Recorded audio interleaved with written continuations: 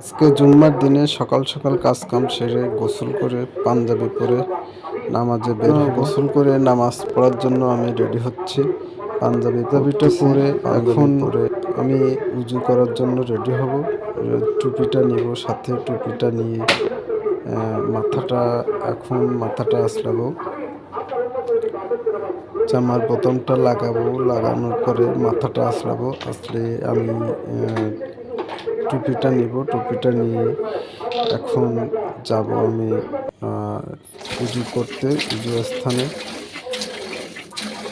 সেখানে যাব, যে উজু করব।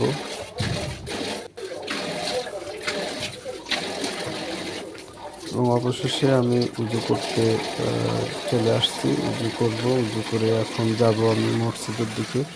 সবাইকে সব কিছু শেষ, এবার আমি মসজিদের দিকে বাসা থেকে বের হচ্ছি। মুবারক, প্রথম জুম্মা, সকলে জুম্মা মুবারক।